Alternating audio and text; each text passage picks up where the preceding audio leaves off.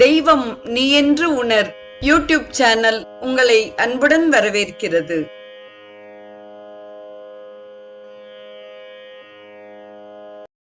அன்பு உள்ளங்கள் அனைவருக்கும் ஒளிமயமான உற்சாகமான காலை வணக்கம். செங்கதிர் தேவன் சிறந்த ஒளியினை தேர்கின்றோம், அவன் எங்கள் அறிவினை தூண்டி நடத்துக என்ற ஆதவ பிரார்த்தனையுடன் இன்றைய நிகழ்வு உதயமாகிறது. இன்றைய ஸ்ரீ சௌரம் நிகழ்வில் கிஷ்கிந்தா காண்டத்தில் அருணபுத்திரனின் அற்புத உதவி பகுதி 2 குறித்து நாம் சிந்திக்க இருக்கிறோம்.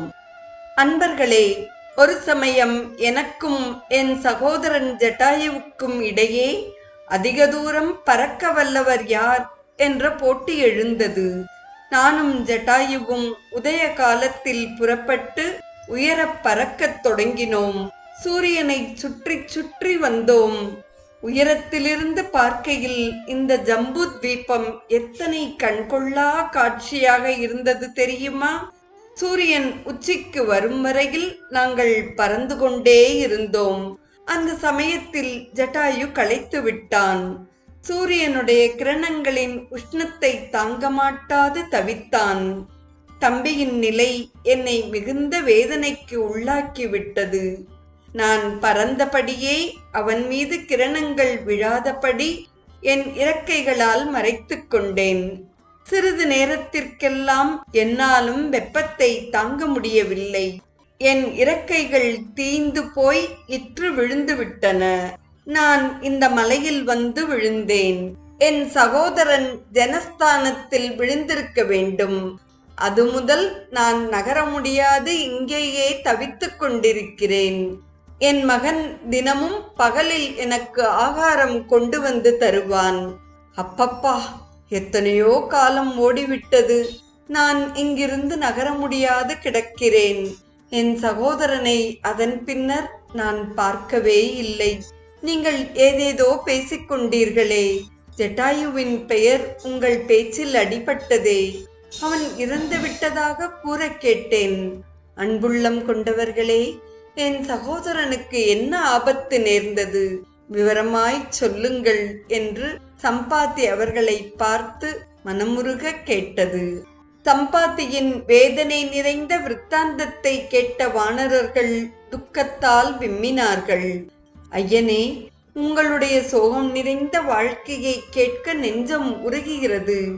உங்கள் சகோதரர் ஜட்டாயு தம்முடைய வாழ்க்கையை ஸ்ரீராமனுக்கு தியாகம் செய்து உங்கள் குலத்துக்கு அழியா புகழை தந்துள்ளார்.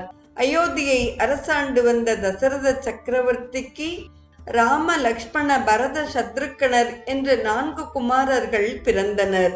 மூத்தவரான ராமன் தந்தையின் வாக்கை காப்பாற்ற மனைவி ஜானகியுடனும் சகோதரன் லக்ஷ்மணனுடனும் கானகத்திற்கு வந்தார். பஞ்சவட்டியில் அவர்கள் தங்கி இருக்கையில் ராவணன் என்னும் அரக்கன் ஜானகியை கவர்ந்து சென்று விட்டான். அன்னையை தேடி வருகையில் கிஷ்கிந்தையில் எங்கள் அரசர் சுக்ரீவனுடன் நட்பு கொண்டார். ராவணன் ஜானகியை தூக்கிச் செல்கையில் வழியிலே ஜட்டாயு கண்டு அரக்கனுடைய அக்கிரமத்தை தடுக்க அவனை தடுத்தார். இருவருக்கும் சண்டை நிகழ்ந்தது. மாயாவியான அரக்கன் ஜட்டாயுவின் 2 இறக்கைகளையும் வெட்டி இரத்த வெள்ளத்தில் அவரை தள்ளிவிட்டு ஜானகியுடன் ஓடிவிட்டான். அன்னையை தேடி வந்த ராமலக்ஷ்மணர்கள் ஜட்டாயுவின் பரிதாப நிலை கண்டு கண்ணீர் விட்டனர். அவருக்கு செய்ய வேண்டிய சடங்குகளை ராமன் தாமே செய்து அந்த உத்தமருக்கு புண்ணிய உலகத்தை கொடுத்தார். எங்கள் அரசர் சுக்ரீவனின் ஆணைப்படி நாங்கள் அன்னையை தேடி வந்தோம். கடற்கரையை அடைந்ததும் மேலே செல்ல வழி இல்லாததைக் கண்டு நாங்கள் விவரிக்க முடியாத வேதனையை அடைந்துள்ளோம். எங்கள் அரசர் எங்களுக்கு கொடுத்திருந்த 1 மாத கெடு முடிந்து பல நாட்கள் ஆகிவிட்டன. இப்போது நாங்கள் தோல்வியுடன் திரும்பிச் சென்றால் சுக்ரீவன் கொஞ்சமும் யோசனை செய்யாது கொன்று விடுவான். அவன் கையால் கொல்லப்பட்டு அவமானப்படுவதை விட இங்கேயே பட்டினி கிடந்து உயிரை விட முடிவு செய்துள்ளோம் என்றனர் வானர வீரர்கள். அந்த வார்த்தைகளை கேட்ட சம்பாதியின் கண்களில் இருந்து நீர் ஆறாக பெருகி ஓடியது.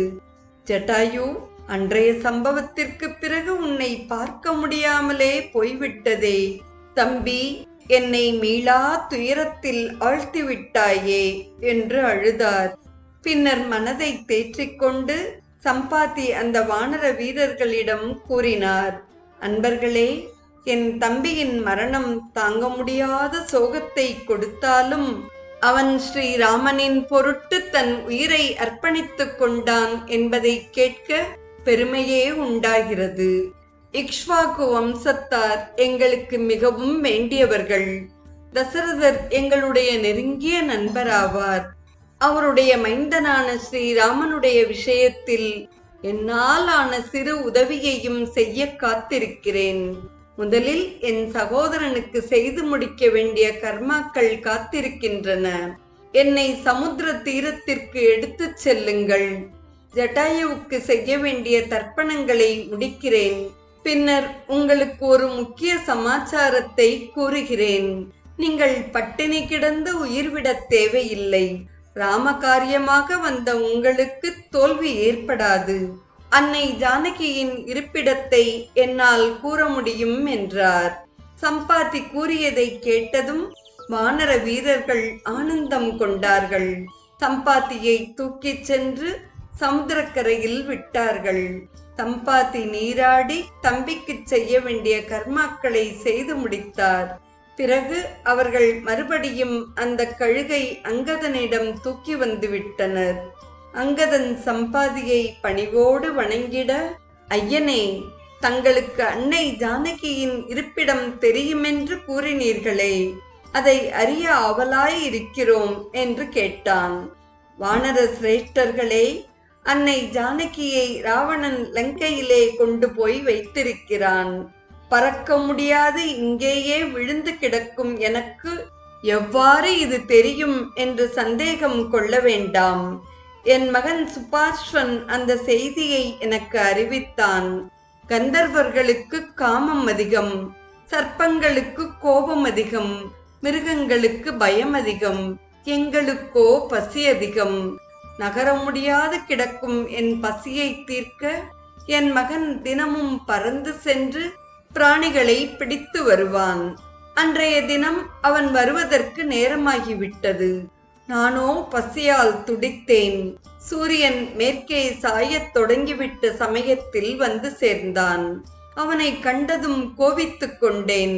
அவன் என் கடுமையான வார்த்தைகளால் வேதனையடைந்து கண்ணீர் விட்டபடி, அப்பா, உங்கள் பசியை நான் அறியாதவன் அல்ல.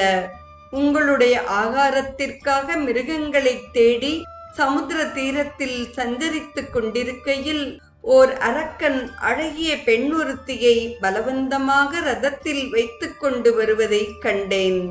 அவனை கொன்று அவன் உடலையாவது கொண்டு வரலாம் என எண்ணி அவன் வழியில் குறுக்கிட்டு தடுத்தேன். அவனோ என்னை கண்டதும் தயவு செய்து தனக்கு வழிவிடுமாறு மன்றாடினான். கெஞ்சுபவனிடம் விரோதத்தை காட்டுவது நம் வீரத்திற்கு அழகல்ல. நீசகுலத்தில் பிறந்தவன் கூட அம்மாதிரி நடந்து கொள்ள மாட்டானே. அவனை போகவிட்டேன். அவன் தெற்கு சமுத்திரத்திலே வெகு தூரம் சென்று அங்கிருந்த தீவு ஒன்றிலே இறங்கிவிட்டான். அதன் பின்னரே அவன்தான் லங்கைக்கு அதிபதியான ராவணன் என்றும் பஞ்சவட்டியில் தங்கியிருக்கும் ஸ்ரீராமனுடைய மனைவி சீதையை கவர்ந்து செல்கிறான் என்றும் அங்கு இருந்தவர்கள் சொல்வதை கேட்டேன். அந்த பெண் கண்ணீர் விட்டு கதறிக்கொண்டு சென்றாள். அதனால் தான் தாமதமாகிவிட்டது என்றான் சுபார்ஷன். நீங்கள் கொஞ்சமும் கவலைப்பட வேண்டாம். அன்னை ஜானகி லங்கையில்தான் ராவணனால் ஒளித்து வைக்கப்பட்டிருப்பாள். அதில் சந்தேகமே இல்லை. இன்னும் ஒரு விஷயம் கூறினால் என் வார்த்தையை நீங்கள் புரிந்து கொள்வீர்கள் என்றும் கூறினான். சூரிய கிரணங்களால் ரெக்கைகள் தீய்ந்து கீழே விழுந்த நான் சொல்லனா துன்பமடைந்து இனியும் உயிர் வாழ்ந்து என்ன பயன் என்ற முடிவுக்கு வந்தேன். அப்போது எதிர்பாராத விதமாக பக்கத்திலே நிசாரக மகரிஷியின் ஆசிரமம் இருப்பதை கண்டேன். அவரை நான் அறிவேன். பலமுறை நானும் ஜட்டாயுவும் அவருடைய ஆசிரமத்திற்கு வந்து பணிந்து ஆசி பெற்று சென்றுள்ளோம். மிகுந்த சிரமத்தோடு தத்தி தத்தி ஆசிரம வாயிலை அடைந்தேன். அந்த சமயத்தில் மகரிஷி ஆசிரமத்தில் இல்லை, வெளியே சென்றிருந்தார். அவருடைய வருகையை எதிர்பார்த்து அங்கேயே காத்திருந்தேன். முனிவர் திரும்பியதும் என்னை பார்த்தார். ரெக்கைகள் இன்றி தீக்காயங்களுடன் இருந்த என்னை அந்த நிலையிலும் அவர் அடையாளம் கண்டுகொண்டு விட்டார். அவரிடம் எனக்கு ஏற்பட்ட துன்பத்தை கூறி கதறினேன். அருள் நிறைந்த தம்முடைய கரங்களால் அவர் என் மேனியை தடவிக் கொடுத்தார். பின்னர் ஏதோ யோசனையில் ஆழ்ந்துவிட்டு கூறலானார், சம்பாதி, உனக்கு இவ்வித துன்பம் ஏற்பட்டு விட்டதே என்று வருத்தப்படாதே. இதுவும் ஒரு நல்ல காரியத்துக்குத்தான் நேர்ந்துள்ளது. நாரதர் முதலான மகரிஷிகள் உலகத்திலே இனி நடக்கப் போகும் சம்பவங்களை பற்றி சொல்ல கேட்டேன். இக்ஷ்வாக்கு வம்சத்தில் தசரதன் என்ற அரசன் பிறக்கப் போகிறான். அவனுக்கு 4 புத்திரர்கள் ரத்தினங்களாக இருப்பார்கள். மூத்தவன் ஸ்ரீராமன் தந்தையின் விருப்பத்தை நிறைவேற்றுவதற்காக சகோதரன் லக்ஷ்மணனுடனும் மனைவி வைதேகியுடனும் காட்டிற்கு வருவான். அப்போது அவர்கள் ஜனஸ்தானத்துக்கு அருகே தங்கியிருக்கையில் ராவணன் என்னும் அரக்கன் வைதேகியை கவர்ந்து சென்று விடுவான். மனைவியை காணாது ஸ்ரீராமன் சோகமடைந்து கானகமெல்லாம் தேடுவான். கிஷ்கிந்தையில் உள்ள வானர ராஜனுடன் ஸ்ரீராமருக்கு நட்பு ஏற்படும். வானர வீரர்கள் வைதேகியை தேடி இங்கு வருவார்கள். அவர்கள் உன்னால் தான் சரியான மார்க்கத்தில் திருப்பிவிடப்பட வேண்டும். அவர்களுக்கு ராவணன் இருக்குமிடத்தை நீ தெரிவிக்கப் போகிறாய். அப்போது உன் தீந்து போன ரெக்கைகள் மீண்டும் புதிய பலத்தோடு முளைத்துவிடும். என் ஞான திருஷ்டியில் இவையெல்லாம் நன்கு புலப்படுகின்றன. ஆகவே வருத்தத்தை விட்டுவிட்டு நீ இந்த மலையிலே தங்கியிரு என்று ஆசீர்வாதம் செய்தார். வானர சிரேஷ்டனே, அந்த மகானுடைய வார்த்தைகள் ஒருபோதும் பொய்யாகாது. ஆகவே உங்கள் வருகையை எதிர்பார்த்து எத்தனையோ காலமாக இங்கு நான் காத்து கொண்டிருக்கிறேன். மகரிஷியின் அனுகிரகத்தால் விரைவிலேயே என் ரெக்கைகள் முளைக்கத் தொடங்கிவிடும் என்று சொல்லிய சம்பாதி மகிழ்ச்சியோடு வானர வீரர்களையும் பார்த்தார். அதே சமயம் அவருடைய ரெக்கைகள் 2ம் புதிய மெருகுடன் உழைத்து நின்றன. அதைக் கண்ட வானர வீரர்கள் ஆனந்தத்தால் ஆரவாரம் செய்தார்கள். இந்நிகழ்வின் தொடர்பை நாம் நாளையும் சிந்திப்போம். இன்றைய ஸ்ரீ சௌரம் நிகழ்வில் அருணபுத்திரனின் அற்புத உதவி பகுதி 2ஐ செவிமடுத்த அத்துணை நல்ல உள்ளங்களுக்கும் நெஞ்சார்ந்த நன்றி.